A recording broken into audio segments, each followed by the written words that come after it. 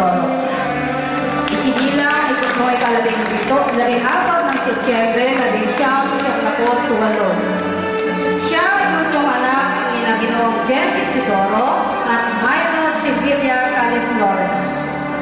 Naging kalahok sa Science Investigatory Project at Young Writers Conference sa Journalism. Siya ay isa sa mga manunulat ng pahayagang sulong. Naging mahusay na opisyal at miyembro sa iba't ibang samahan ng paaralan. Ang batang nagkabit ng ikatlong parangalang banggit, Maria Hanilet C. Teodoro.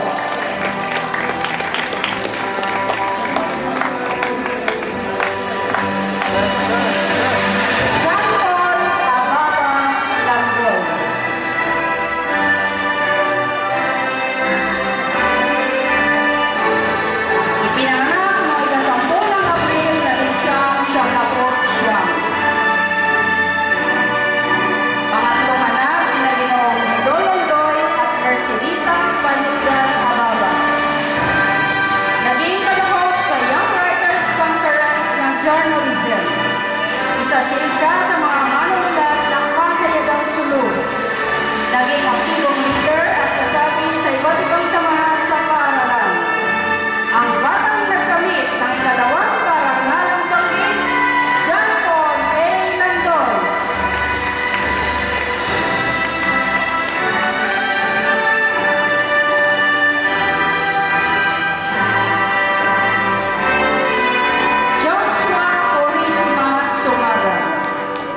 Isinilang noong ika-16 na Oktubre, 1978.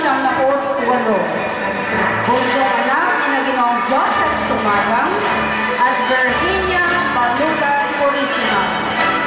Naging aktibong kalahok sa tagisan ng Talino at nakamit ang ikatlong pwesto sa district level at tinanghal na champion sa division level. Naging kalahok din sa Science Investigatory Project at SciDama. At muling pinatunayan ang kausayan ng maging kalahok sa larangan ng matematika at makamit ang ikatlong pwesto sa district level at ikalawang pwesto sa division level. Pinatunayan niya ang sarili di lamang sa academic pati rin sa larangan ng Boy Scouting. Nakamit ang membership, tenderfoot at second class rank sa advancement training ng Boy Scout. At naging aktibong kalahok sa school at citywide competition ng Boy Scout. Ang batang nagkamit ng unang karangalang banggit, Joshua P. Sumaga.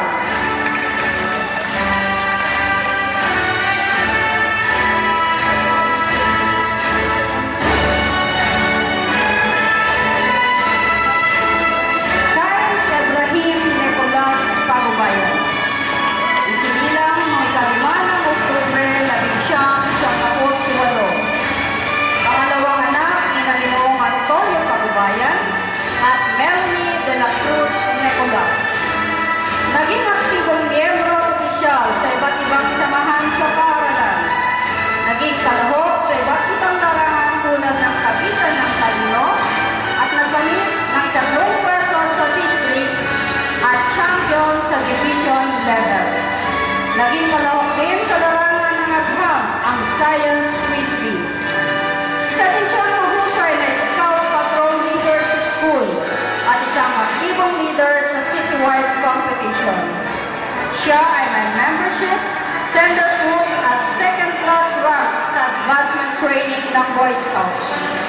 Kaya siya ang tinanghal na Boy Scout of the Year.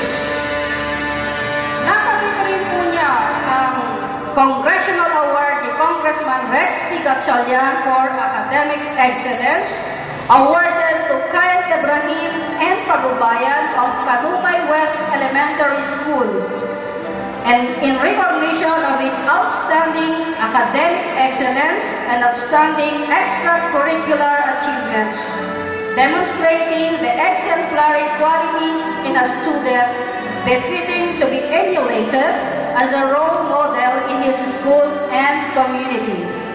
Given the 6th day of April 2011 at Valenzuela City, Metropolitan, Manila. Signed by Rex T. Gatchalian, Representative, 1st District, Valenzuela City. Ang batang nagkamit ng pangalawang karangalan kay Ibrahim N. Pagubayan.